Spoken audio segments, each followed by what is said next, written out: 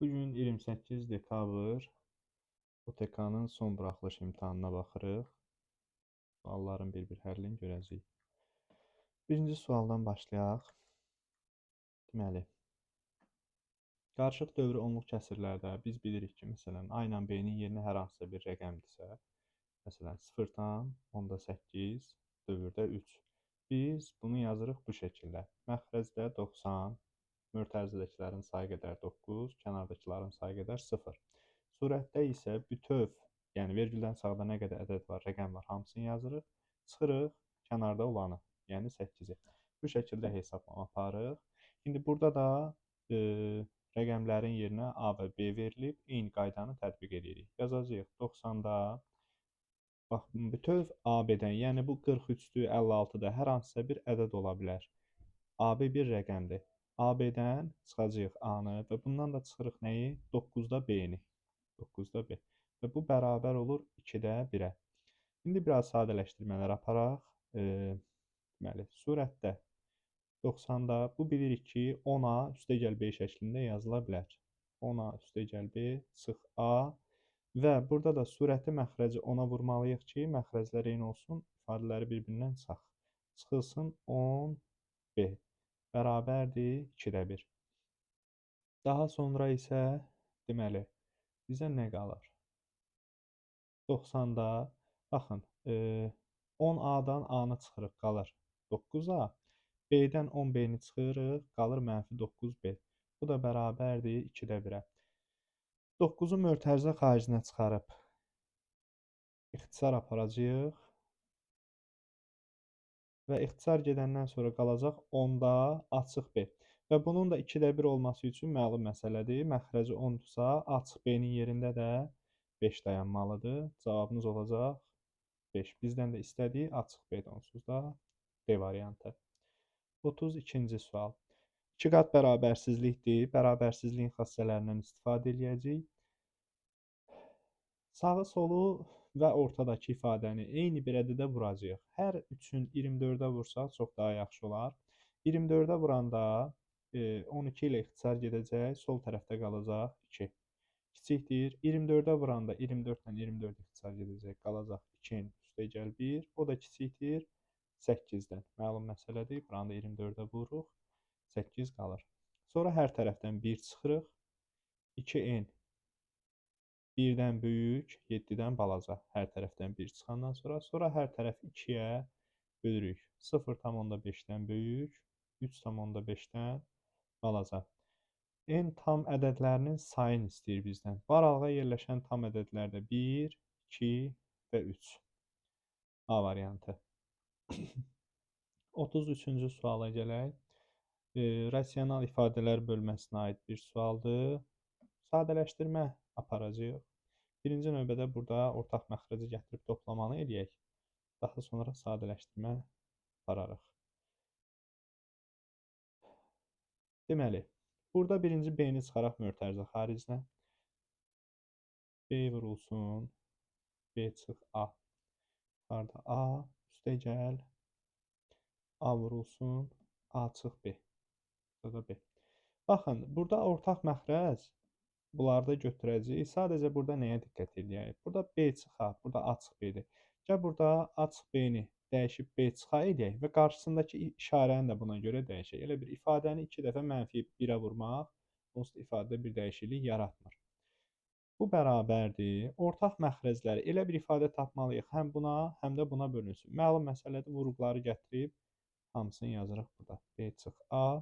Deməli, bu ifadəni A-ya vurmuşuq. Surətində A-ya vururuq. Və bu ifadəni B-yə vuranda buradakı ifadə alınır. Ona görə də bunu da surətin B-yə vururuq B kvadratı. İfadə sadələşdi. Gətirib artıq bu ifadəni də yazaq. Yuxarıda da gördüyümüz kimi iki ifadənin kvadratları fərqidir. A çıx B, A üstəgəl B. Məxrəcdə də AB-də B çıx A. Vurulsun ən sonuncu ifadə, yəni ifadəni tam yazaq. A üstəgəl B-lər gedir, AB-lər gedir. B çıx A və A çıx B-ni ixtisar eləmək olar bir şərtlə ki, aldığımız cavab nədirsə, onun əksi alınacaq. Burada da 1 alınırdı. İxtisar gedəndə bütün ifadələr ixtisar olunur. Sadəcə cavab 1 yox, cavab olacaq -1 A variantı. 34-cü sual. Tənliyin sonsuz sayda həlli var.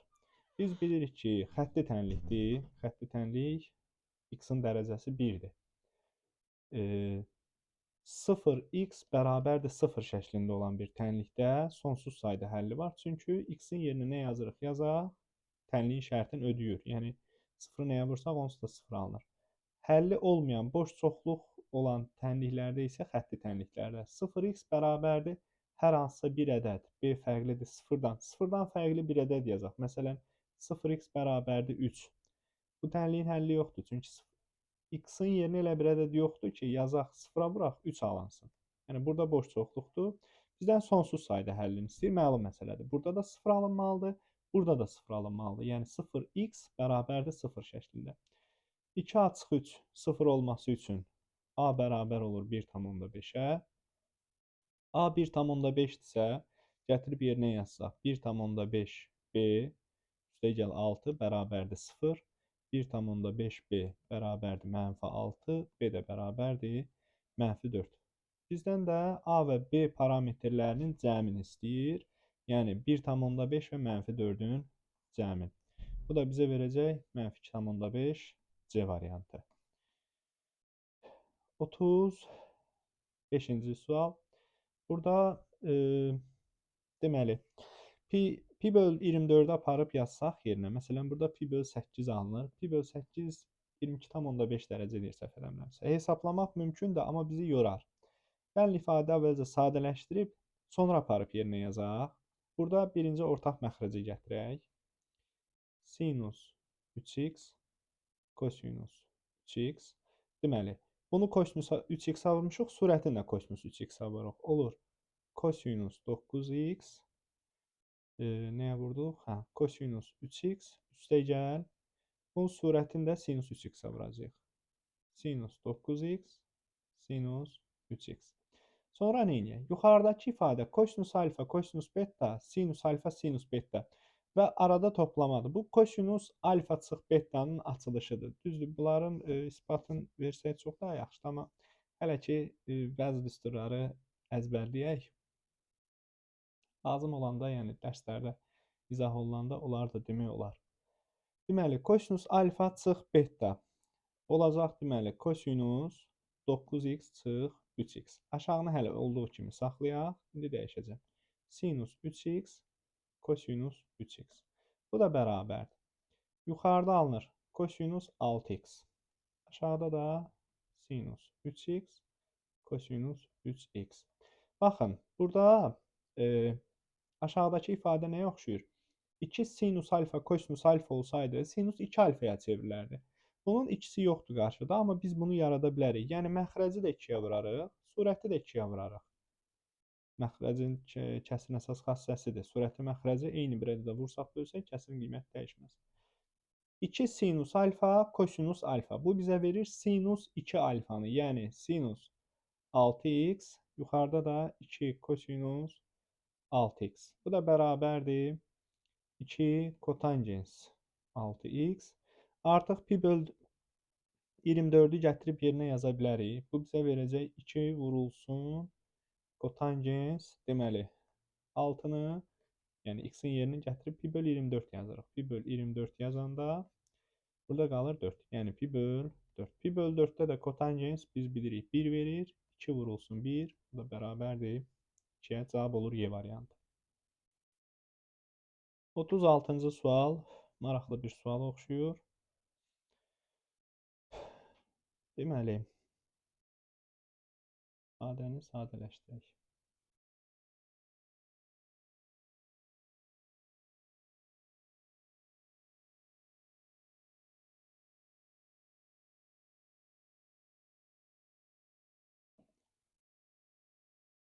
Deməli, cəmi 4.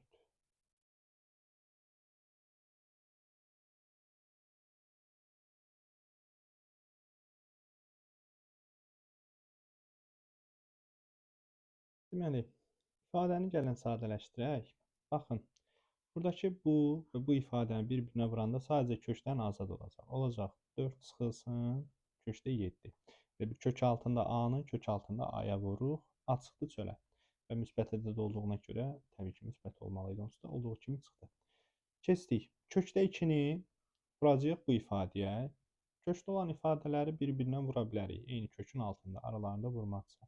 Yaranan ifadə 8 çıxılsın, 2 kök altında 7. Baxın, buradakı ifadəni necə görməliyik? Cəmi 8, hasili 7 olan ədədlər fikirləşməliyik. Bu da rahatlıqla görsənir 1 və 7-dir. 1 və 7-nin cəmi 8-dir. 1 və 7-nin hasili 7. Yaxşı, bunu niyə belə düşünürük? Baxın, biz bu ifadəni belə yazsaq əgər, tutalım, 7 kök altında 7 çıxılsın, kök altında 1-in kvadratı. Biz bunu aç B kvadratı, müxtəsər vurma düsturu kimi görüb açsaq, olacaq 7, yəni A kvadratı, üstə gəl B kvadratı, çıxılsın 2AB, yəni birincinin ikinciyə hasilinin 2 misli. Bunlar da bir-birinə vuranda edir kökdə 7. Baxın, bu ikisi toplananda olur 8. Sonradan da yazılır 2 kök altında 7. Yəni bir sözlə biz niyə bu şəkildə yazacağıq? Kvadratla kök yenə bir-birini aparacaq. 4 çıx kökdə 7, üstə gəl, kök altında, kökdə 7 çıx kökdə 1-in kvadratı. Yenə deyirəm, baxın bu ifadə ilə bu ifadə eyni bir şeydir. Bir-birindən heç bir fərqi yoxdur. Daha sonra kvadratla kök bir-birini aparacaq. Burada diqqətli olmaq lazımdır. Niyə? Baxın, bunu kökdə 1 çıx kökdə 7 kimi də yaza bilərdik. Amma biz bilirik ki, kök altından mənfi ədəd çıxmır. Yəni bunu 1, bunu 7 yazsaydıq belə, yenə də kökün xaricinə kökdə 7 çıx kökdə 1 kimi çıxmalıdır. Çünki müsbət ədəd olaraq çıxmalıdır. Yəni modulda çıxır. 4 çıx kökdə 7. Burada da toplamadır. Ona görə heç mötərizədə yazmıram bu ifadəni. Kökdə 1.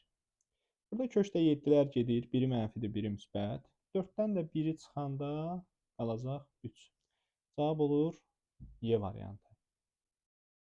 37. Bərabər yanlı trapesiyanın kiçik oturacağı 2. Bir bərabər yanlı trapesiya çəkək. Kiçik oturacağı 2. Yan tərəfləri 4. İti bucağı 60. Və biz bilirik ki, bərabər yanlıdırsa bu bucaqlar bir-birinə bərabərdir. Bu trapesiyanın diaqonalının uzunluğu. Baxın, birinci burada biz nəyi tapaq? Məsələn, hündürlüyü bilsək, sonra məsələn bu məsafəni bilsək, diaqonalı taparıq. Belə eləyək. Birinci elə bu məsafəni tapaq. Necə taparıq? Baxın, 2 dənə hündürlük çəkirəm əvvəlcə. Bura 30 dərəcə olmağa məcburdur, çünki buraların hündürlüyü olduğunu bildirmişəm. 30 dərəcə. 90-ın qabağı 4-dürsə, 30-un qabağı olur 2. 30, 60, 93 bucağından. Bunların 2 olduğunu tapdım və kiçik oturacaq 2-dir. Burada yaranan fiqur bir düz bucaqlıdır. Düz bucaqlığını da biz bilirik, qarşı tərəfləri bərabərdir. Buna görə burada olur 2. Yəni, baxın bu məsafə. Bu məsafədə oldu 2. Bizdən nə istəyir? Diaqonal. Diaqonalı tapmaqdan ötürü, indi bu xətti silək. Bunlar artıq bizə lazım deyil. Bir diaqonal çəkək. Bu bucağı da silək. Qarışıqlıq yaratmaz. Diaqonalı çəkdik. Biz hündürlüyü yazmadıq. Hündürlüyü də buradan qeyd eləyək. 60-ın qabağı olacaq. 30-un qabağı 2-dir. 60-ın qabağı da olacaq 2 kökdə 3. Bura 4. Bura 2 kökdə 3. Biz artıq hipotenusu tapa bilərik. Bu üç bucaqda diaqonal hipotenus eyni bir şeydir. Yəni 4-ün kvadratı 16. Üstə gəl. 2 kökdə 3-ün kvadratı 12. Bu da bizə verir 28. Yəni D kvadratı bərabərdir 28-dirsə, D də olacaq kök altında 28. 28 də 4 vur 7 kimi yazsaq, kök altına çıxır 2 kök altında 7. Cavab olur Y variantı. 38. Kosinusun dövrü 2pi'dir. Kosinusla sinusla. Tangeslə kotanges də pi'dir, biz bilirik. Dövrü tapanda, baxın, burada nədir uşaqlar? Ümumiyyətlə, trigonometrik funksiyalarda nəyə fikir verək? Kosinusun qabağındakı ədəd, onun amplitud, məsələn, dalğanın hündürlüyünü bizə göstərəcək. Baxın, bu şəkildə. Normalda, məsələn, kosinusun qiymətlər aralığı -1, 1-dirsə, artıq 3-ə vurulanda olur -3-dən 3 aralığı. Yəni ən böyük qiymətin 3, ən kiçik qiymətin düzdür, bu sinusun qrafikidir. Ən kiçik qiymətin -3 alacaq. Amma məsələn 3-ə vurulmasa, funksiya gələcək baxın bu şəkildə. Funksiyada dalğanın boyu nisbətən balaca olacaq. 4x nədir? Burada dövrü bizim üçün təyin edən baxın bu x-in əmsalıdır. Nə olur olsun, qrafdakılar bizə maraqlı deyil. Bu kənardan, mötərizənin içərisində kənarda yazılan 3 isə funksiyanın qrafikini sağa və ya sola sürüşməyinə təsir edir. Toplama olanda sola sürüşdürür, çıxma olanda sağa sürüşdürür. Bu əksər funksiyalarda demək olar eyni prinsipdən hərəkət edir. İstər modul olsun, istər kvadrat olsun, istər kökaltı funksiya olsun. Yəni x-a birbaşa təsir edirsə, yəni mötərizədədirsə, kənardan toplama çıxma, o onun sağa sola sürüşməyinə təsir edir. Yox, kənardan məsələn bu şəkildə 3 olsa, bu funksiyanın yuxarı və ya aşağı sürüşməyinə təsir eləyəcək. Eyni funksiyanın sadəcə yuxarı və ya aşağı. İndi burada bizdən dövrün istəyir. Dövr sadəcə, baxın burada x-in əmsalına bölürük. 2 pi-ni bölürük x-in əmsalına. 4-ə bölürük, cavab olur 1/2. Y variantı. Bunun bir dənə mənasına baxaq. Bir dəqiqə mən bunları silim. Cavabı bildik, amma mənası nə deməkdir? Baxın, elə kosinus x funksiyasının qrafikini çəkək. Bura y olsun, bura x. Y bərabərdir kosinus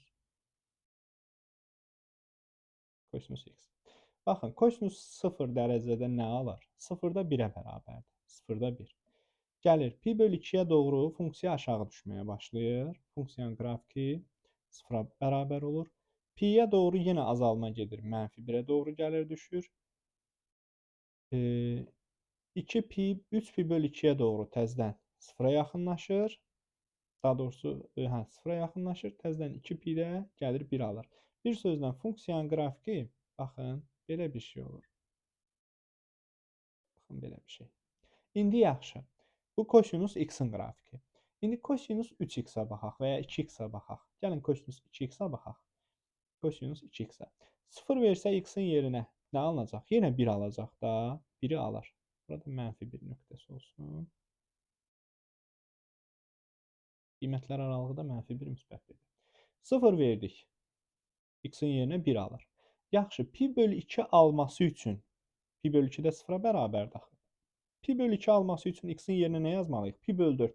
Artıq bu arxaya çəkilir. Qoyun bunların da bura oldu pi/2. Bura oldu nə? Pi 3pi/2. Burada 2pi. Dövrü artıq tamamlandı. Bundan sonra yenə eyni formada təkrarlana gedir. Ona görə deyirik, dövrü 2pidir. Deməli, pi/2 alması üçün, yəni burada 90 dərəcə alması üçün x-in yerinə pi/4 yazmalıyıq. Pi/4. Pi/2 yazsaq nə olacaq? Pi/2 yazsaq pi-dəki dəyərini alacaq. Baxın, buradakı dəyərini alacaq. Təzədən 3pi/2 yazsaq, deməli pi-ni yazdıq. 3pi/2 yazsaq nə alacaq? 3pi-ni alacaq artıq. Düz dedik. Biz 3pi/2 yazmayaq da. Hələ pi-ni yazmalıyıq. Pi-dən qabaq da 2 də 3pi-ni. Bir dəqiqə.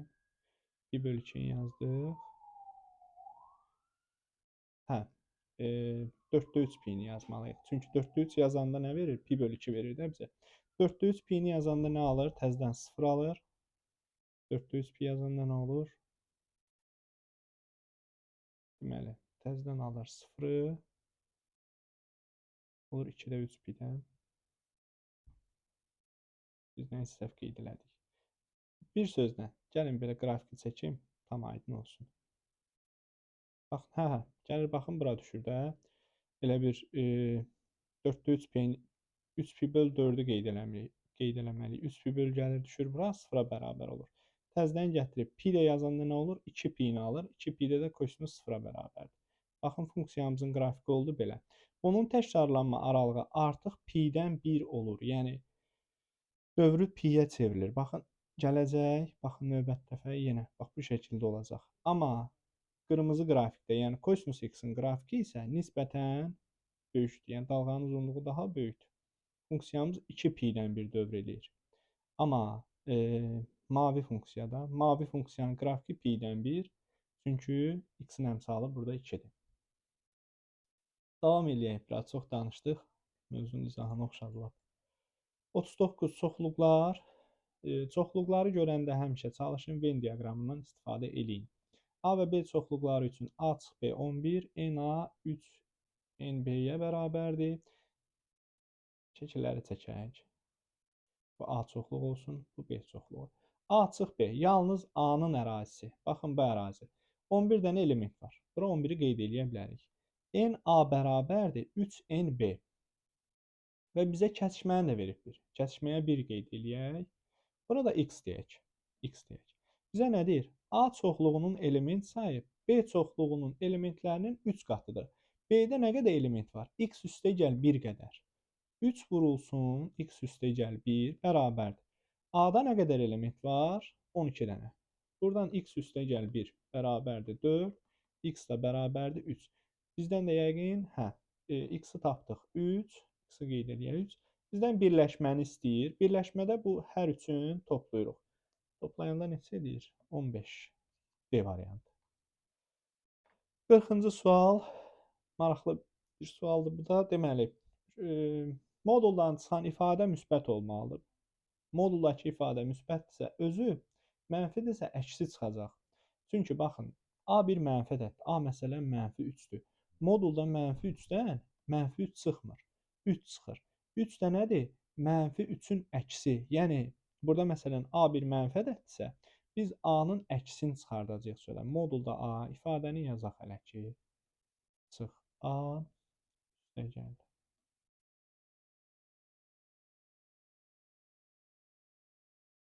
Baxın, moduldakı ifadə mənfidir A, mənfidir. Deməli, çölə əksi çıxır, mənfi A. Baxın, A-nın görünməz bir mənfisi var.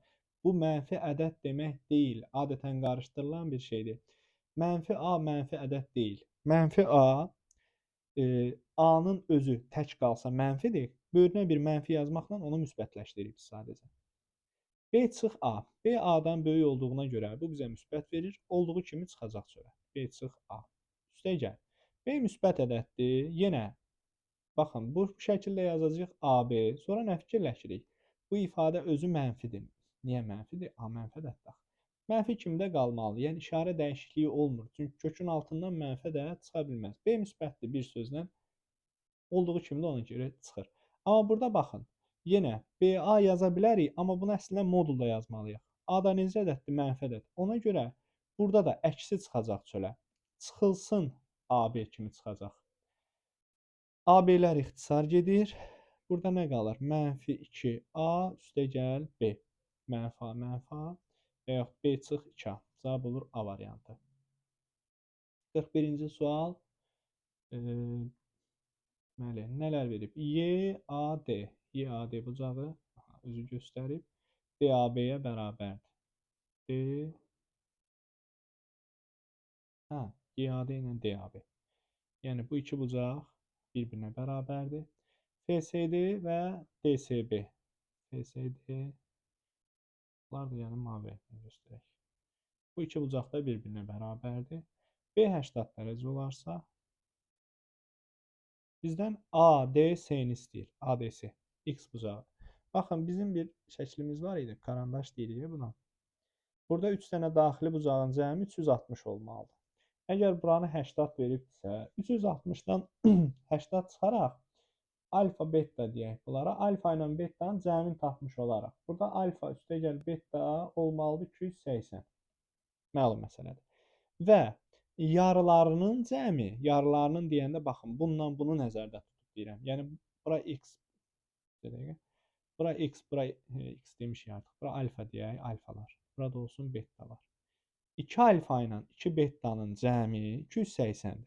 Alfa ilə betanın cəmi, burada da alfa ilə beta vermişik, çox pis. Alfa ilə betanın cəmi onda olacaq 140. Baxın bu şəklə əsasən.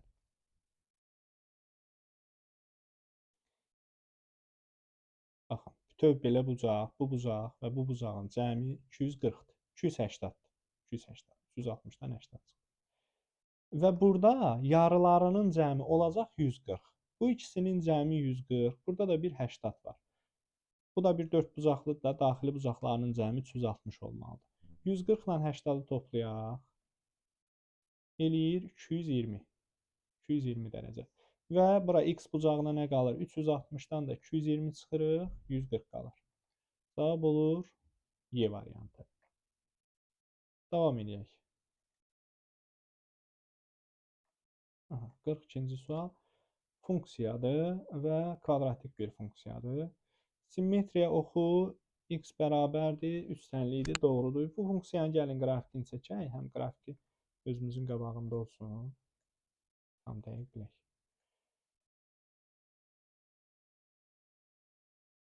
Funksiya 3 verəndə 0 alınır. X 3 olanda 1, 2, 3. Funksiya 0 qiymətini alır. Diskriminantı 0-dır. Yəni bircə dəfə 0-a bərabər olur. Yəni x oxuna toxunur. Burada mötərizənin qabağında mənfi yoxdur. Yəni bunu belə təsəvvür eləsək, ax kvadratı üstəgəl bx üstəgəl c.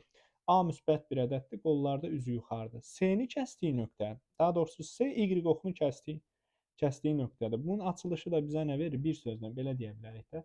Məsələn, y-i kəsdiyi hər hansısa bir nöqtədə y 0-a bərabərdir axı. Aparıb y x 0-a bərabərdir. X-in yerinə 0 yazsaq, y 9 olacaq. Və yaxud bu mötərizəni açsaq, gəlir düşür bu hala. X kvadrat çıx 6x üstəgəl 9. Deməli, y-i də kəsir 9 nöqtəsinə. Bax, funksiyamızın qrafiki olur belə bir parabola. Simmetriya oxu 3 nöqtəsi x bərabərdir üst üst xəttidir, doğrudur. X bərabərdir üst üst xəttir, bunun simmetriya oxudur. Düzdür, tam simmetrik olmadı. Sağ tərəf biraz balacadır amma. Absis oxuna 3-0 nöqtəsində toxunur. Bəli, doğrudur. Təpə nöqtəsi absis oxu üzərində yerləşir. O da doğrudur. Ordinat oxunu 0-3 nöqtəsində kəsir. Baxın, bu yanlışdır. 0-9 nöqtəsində kəsir. 0-9 nöqtəsində. Ən kiçik qiyməti 0-a bərabərdir. Bəli, tam kvadratdır bu. Bir kvadratik ifadə də x-in yerinə həqiqi ədədləri yazdıqda minimum 0 verir. Yəni 0-dan balaca verməyəcək. Qrafikdən də görsənir. Gəldik 43-cü suala. A düz xətti O mərkəzli çevrəyə A nöqtəsində toxunur. BAD. Bu bucağı verib bizə. Şəkli yaxınlaşdıraq. BAD bucağı haradır? Ha, bu bucaq. Bu bucağı verib bizə 40 dərəcə. A, B, C bucağını istəyir bizdən. Uşaqlar, toxunanla vətər arasında qalan bucaq vətərin ayırdığı qövsün. Baxın, vətər budur, ayırdığı qövs də budur. Vətərin ayırdığı qövsün yarısına bərabərdir. Yəni, bu qırmızı bucaq 40 dərəcədirsə, bizim qövsümüz, baxın, bu qövsü nəzərdə tuturam. Bu qövs olacaq 80 dərəcə. Bu qövs 80 dərəcədirsə, bu da çevrənin mərkəzindən keçib axı. Yəni, belə deyək, BAC qövsü 180 dərəcədir. Bunda bu mavi qövsə qalacaq 100 dərəcə. 180-dan 80-dan çıxırıq 100 dərəcə. Bizdən də istəyir ABC bucağını. Baxın, bu bucaq. Bu bucaq da həmin o qövsə söykənən daxili bucaqdır. Daxili bucaqda söykəndiyi qövsün yarısıdır. Cavab olur 50 dərəcə D variantı. Sahəsi 108 olan ABCD paralelogramında AK bərabərdir BK olarsa. Nə deyir? AK. Bununla bu bərabərdir. FBC. FBC. Üçbucağının sahəsini tapın. Burada nədən istifadə eləmək olar uşaqlar? Deməli, baxın, bizə sahəni verib, əslində biz burada heç bir tərəfi falan tapmayacaq. FBC-ni istəyir bizdən. Deməli, burada istifadə eləyəcəyik nədən? Baxın, burada nəyi görməliyik? Baxın, bu bucaqlar qarşılıqlı bucaqlardır, bir-birinə bərabərdir. Sonra, burada baxın, daxili çarpaz bucaqlar yaranıb. Bu bucaqla da bu bucaq bərabərdir. Bunları nəyə görə deyirəm? Oxşarlıqdan istifadə edəcəyik. Necə bir oxşarlıqdan? Üç bucağın onsuz da iki bucağı bərabərdirsə, üçüncü bucağı da bərabər olmağa məcburdur. Yəni, burada K, F, B üçbucağı ilə FSD üçbucağı bir-birinin oxşarıdır. Və burada biz nə görürük? Bir üçbucağın uyğun tərəfi uyğun tərəfi. Məsələn, burada BK-dır da. DC-dən 2 dəfə balacadır. Bunu özü bizə deyib. AK BK-ya bərabərdir. Yarı-bayarı bölünüb. Yəni bura 2x-dırsa, x da bunlar bölünüb. Baxın, uyğun tərəfləri 2 dəfə balacadsa, sahəsi olur 4 dəfə balaca. Sahə olur 4 dəfə balaca. Yəni bunun sahəsi x-dırsa, bunun sahəsi olur 4x. Bundan sonra nədən istifadə edə bilərik? Bundan bir diagonal çəksək necə olar? Aha, deməli, baxın, burada nə olacaq? Biz tərəflərin nisbətindən elə istifadə edəcəyik. Tərəflərin nisbəti biz necə tapdıq? Dedik ki, bir o birisindən 2 dəfə böyükdür. Məsələn, bura x-dırsa, bura 2x olduğunu qeyd eləmişik. Burada məsələn, bir dənəli buzağın qabağına tutalım k desək, bunun 2 dənəli buzağının qarşısındakı olacaq 2k. Burada nəyə fikir veririk uşaqlar? Paralelogramın sahə haqqında qanunda nə deyirdi? Diagonal sahəni 2 bərabər hissəyə bölür. Yəni burada BCD 3 buzağının bütöv sahəsi olur 54. 108-in yarısı. Və biz məsələn C təpə nöqtəsindən tutalım ki, BF-yə bir hündürlük çəkirik. Biz bilirik ki, bucaqlı üçbucaqda hündürlük gəlib kənara düşə bilir. Və oturacaq hansı nisbətdə bölünübdürsə, bu BFC üçbucağı və FCD üçbucağı. Bunların sahələri nisbətləri də eynidir. Yəni FCD-nin sahəsi BFC-nin sahəsi CFD-nin sahəsindən 2 dəfə balaca olacaq. Yəni bunun sahəsi S-dirsə, bunun sahəsi 2S-dir. İndi bunu bir də qıraqda çəkib göstərərəm. Burada da 3S bərabərdir 54, S bərabərdir 18. Cavabımız olur 18. Burada nəyə fikir verdik? Deməli, dedik ki, BF FD-dən 2 dəfə balacadır və buna görə sahə nisbəti də həmin qaydada bölünür. Məsələn, hər hansısa bir üçbucaq olsun. Mən bu üçbucağı bir xəttlə 2 yerə bölüm. Tutalım, deyirəm, bura məsələn x olsun, bura 2x. Baxın, sahə necə tapılır? AH bölü 2 üçbucağın sahəsi. Biz hündürlük çəksək təpə nöqtəsindən. Bu hündürlük həm bu üçbucağın hündürlüyüdür, həm də bu üçbucağın hündürlüyüdür. Yəni, indi bu üçbucağın sahəsini tapası olsa, olur 2x vurulsun h bölünsün 2. Bu digər balaca üçbucağın sahəsi nə olacaq? Bunun oturacağı artıq x-dir. Ona çəkilən hündürlük ilə hündürlük eyni hündürlük olduğuna görə h yazacağıq. XH bölünsün 2. Burada ikiləri lap görməzdən gəlsək, görürük ki, birinin sahəsi o birisinin sahəsindən 2 dəfə böyükdür. Niyə görə? Oturacaq, yəni eyni hündürlükdür, amma oturacağın biri o birisindən 2 dəfə böyükdür deyə sahədə 2 dəfə böyük oldu. 45-ci sual.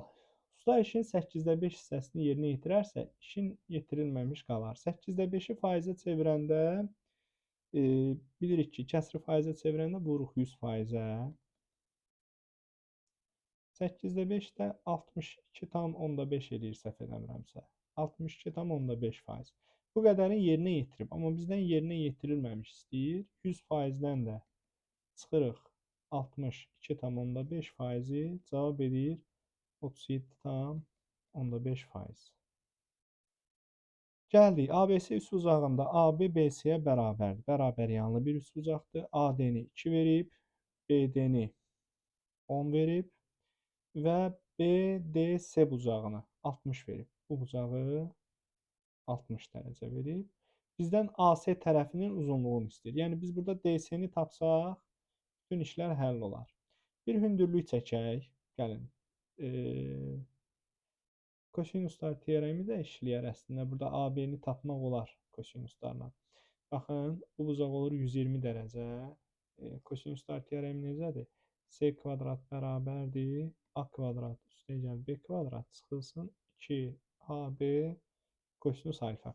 Baxın, bu üçbucaqda AB tərəfini tapmaq olar, amma düstur bəzən yaddan çıxır. Ya kosinusu, məsələn, trigonometriya biraz çətin gəlir uşaqlara. Ona görə gəlin elə Pifaqordan istifadə edib tapmağa çalışaq.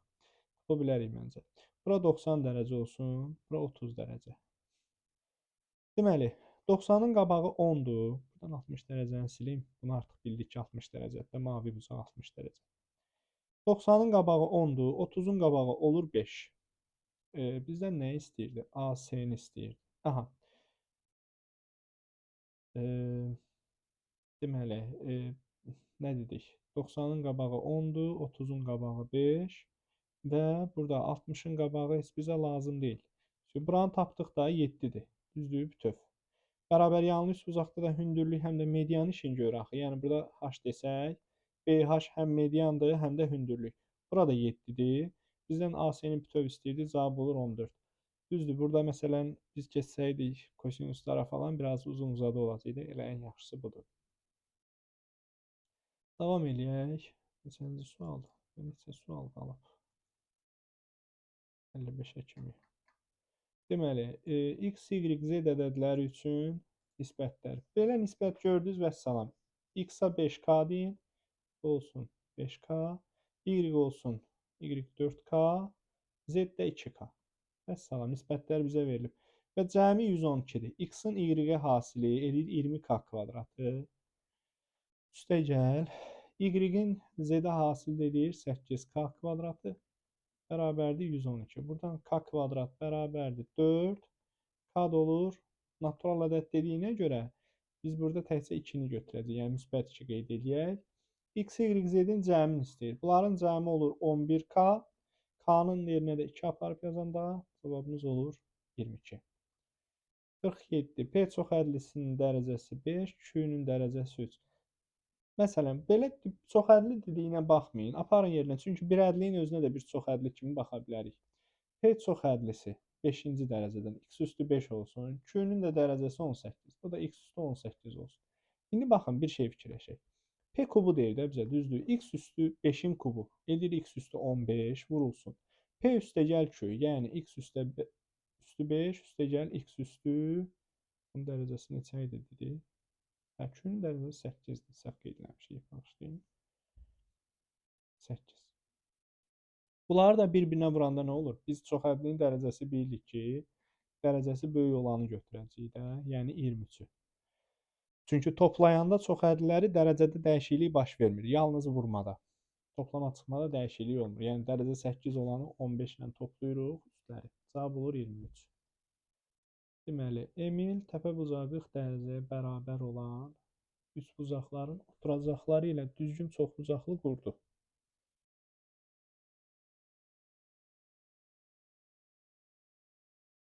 Aha. Bucaqların oturacaqları ilə çoxbucaqlı qurdu. Şəkildə həmin düzgün çoxbucaqlının bir hissəsi təsvir edilmişdir. Emilin qurduğu düzgün çoxbucaqlının neçə tərəfi var? Maraqlı sual oxşuyur.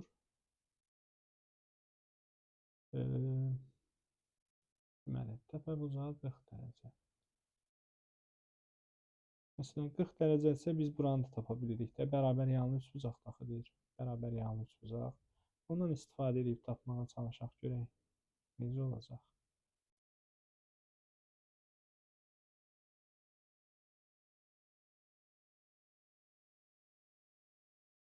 Hə. Deməli, 180-dən 40-ı çıxıb 2-yə bölsə 70 dərəcə. Baxın, bu mavi bucaq 70 dərəcə. Buranı bizə verib 60 dərəcə. Burada 70 dərəcədir də. 60, 70, 60. Bunları toplayaq. Çünki bizi bu bucağı tapsaq, baxın, çəhrayı bucağı, biz çox bucaqlının neçə tərəfi olduğunu öyrənə bilərik. 70, 60, 70. Toplayanda 200. Deməli, baxın, bu bütövlükdə 200 oldusa, deməli, bu çəhrayı bucağı qalacaq 160-dan, 360-dan 200 çıxanda qalır 160. Bir daxili bucağı 160-dırsa, deməli, çoxbucaqlının bir daxili bucağın tapılma düsturu necədir? 180 vur n çıx 2 böl n. Bərabərdir 160. Ya belə həll eləyərsiniz, ya da bir daxili bucağı 60-dırsa, daxili bucağı xarici bucağı 20 dərəcədir. 20 vur n bərabərdir 360. Xarici bucaqların cəmidir 360-da. N bərabərdir alınır 18. Deməli, düzgün xarici bucaqlının 18 dənə tərəfi var. Maraqlı sualdır. Koordinat oxları çevrənin tənliyini istəyir. Çevrənin tənliyi deməli olmalıdır bu şəkildə. X çıx A kvadrat, Y çıx B kvadrat bərabərdir R kvadrat. Burada A-ya B-yə çox fikir verməyək. Bu elə bir ki, bu nöqtələr çevrənin mərkəzinin koordinatlarıdır. R radiusdur. X, Y-də bilirik ki, koordinat oxlardır. Deməli, B-ni verib -6, 0. Burada da qeyd edək, -6, 0. O 0, 0 nöqtəsidir.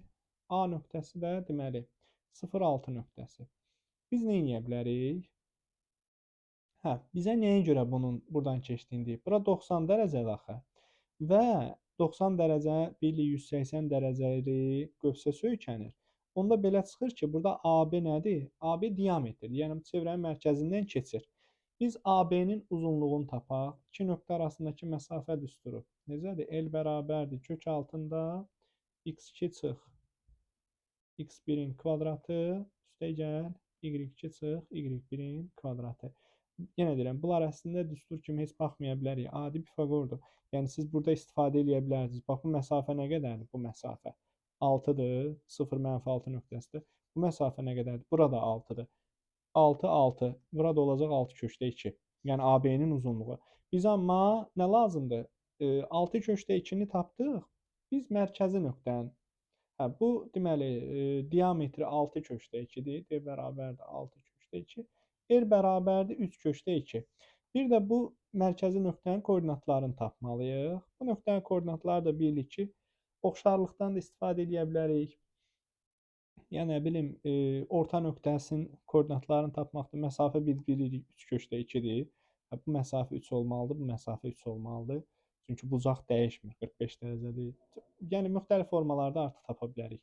Bir sözlə, bunun da koordinatları, mərkəzi nöqtənin koordinatları olur -3, 3 nöqtəsi. Deməli, bizim çevrənin tənliyi olacaq x üstəgəl 3-ün kvadratı çıxılsın A demişik də, -3 çıxanda toplamaya çevrilir. Üstəgəl y çıx 3-ün kvadratı.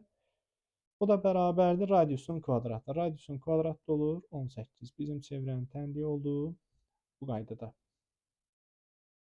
Satışa çıxarılan parçanın hər metrin 30 manatdan satışı 24 manat gəlir gətirir. 25 manatdan satışı isə 16 manat ziyan verər. Neçə metr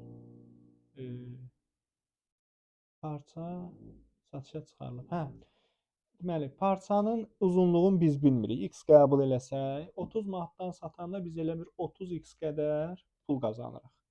25 manatdan satanda 25x qədər pul satırıq. 30x qədər satanda 24 manat bizim gəlirimiz var. Yəni bundan 24 çıxsa, gəlin artıq tənliyimizi quraq. 30x çıx 24 bizə bunu verir maya dəyəri. Və 25 manatdan satanda, yəni 25x üstəgəl 16, bu da bizə verir bu maya dəyərini. 16 manat zərər edirik axı 25 manatdan satanda. Buradan da 5x bərabərdir 40-a, adi xətti tənlikdə 30x-dən 5x-ə çıxdıq. X də bərabərdir 8. Deməli 8 metr parça çıxarılıb satışa. Gəldik 52-ci sual.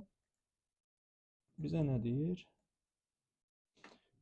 Bir ilkin həddinin cəmi ədədi silsilədir. Silsilənin 13-cü həddini tap.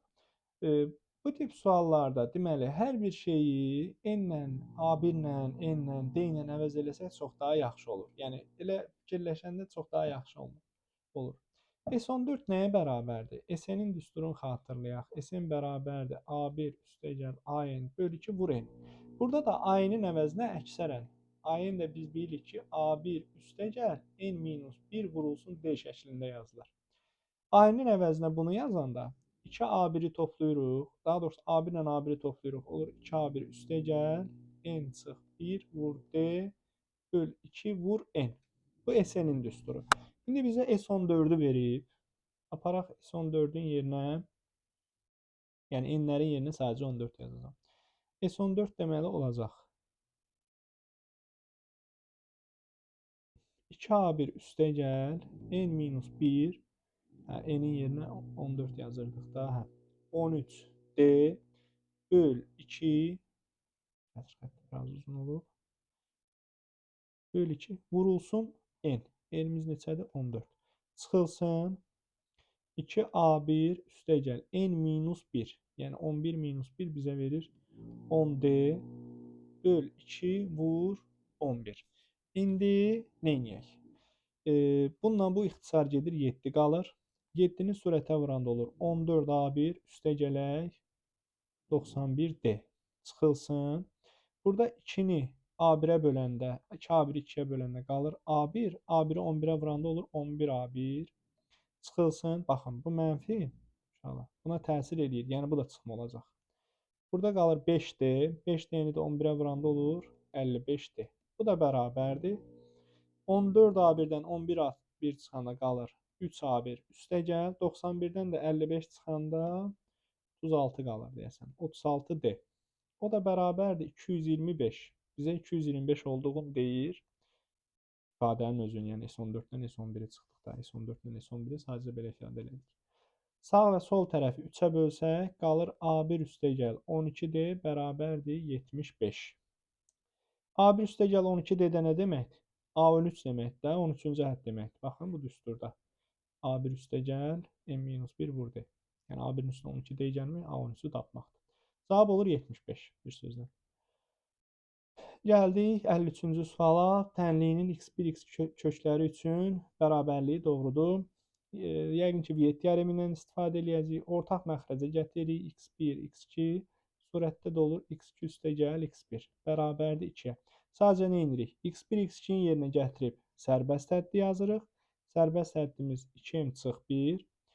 Surətdə isə bunların x1, x2-nin cəmi. Biz də bilirik ki, x əmsalının əksi, baxın, burada müsbətdirsə, biz bunun mənfisini qəbul edirik. Yəni 5 çıx 3m-in əksi. O da olur 3m çıx 5. Bərabərdir nəyə? 2-yə. Çarpaz vuraq.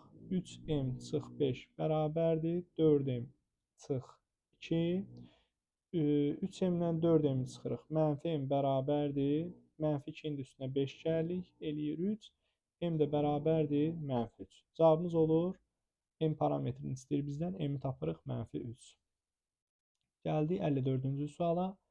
Diametri verib 5 köşdə 2. YS-ni verib 7. Bunu qeyd eləyək. BS parçasının uzunluğunu istəyir bizdən. BS. Aha. Diametri verib. Maraqlı bir sualdır. Yenə fikirləşək.